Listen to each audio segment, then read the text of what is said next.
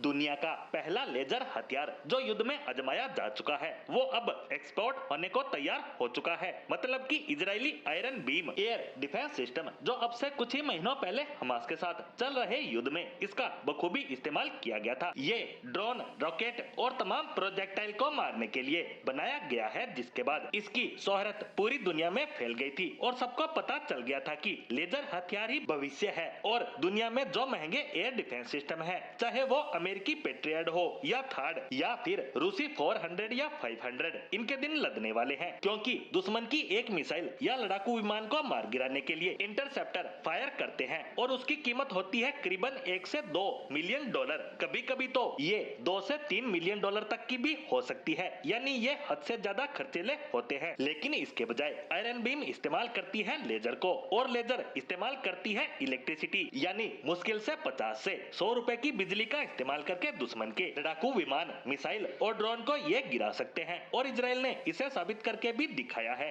क्योंकि अभी तक ये सिर्फ थ्योरी थी कि लेजर हथियार युद्ध में इस्तेमाल किए जा सकते हैं, लेकिन इसकी इफेक्टिवनेस और इसके रिस्पॉन्स टाइम को लेकर भी बड़ा सवाल था। लेकिन युद्ध में इस्तेमाल होने के बाद जो थ्योरी थी वो प्रैक्टिकल में बदल चुकी है और साबित हो गया कि भविष्य का हथियार यही है। और अब जो खबर आई है उसने सबको हैरान कर दिया है। दरअसल हाल ही में फ्रांस में एक डिफेंस एग्जीबिशन हुआ, जहां इजराइल ने आयरन बीम को दिखाया और इसे एक्सपोर्ट करने की बात भी कही। और उसके बाद से वर्ल्ड मीडिया कह रहा है कि ये कदम क्रांति लाने वाला है, क्योंकि पहला तो ये हथियार काफी सस्ता है, दूसरा इसे ऑपरेट करना तो और भी सस्ता है, जिसे लेकर ऐसा अभेद्य किला बनाया जा सकता है जिसे कोई पार नहीं कर सकता। लेकिन अब सबका सवाल होगा कि क्या भारत भी इसे खरीदेगा, और यही सब पूरी दुनिया भी जानना चाहती है, क्योंकि इजराइल अपने हथियार यूं ही हर किसी को नहीं बेचता, यहाँ तक कि अपने कुछ यूरोपियन देशों तक को नहीं देता। लेकिन भारत के लिए उसके दरवाजे हमेशा खुले रहते हैं।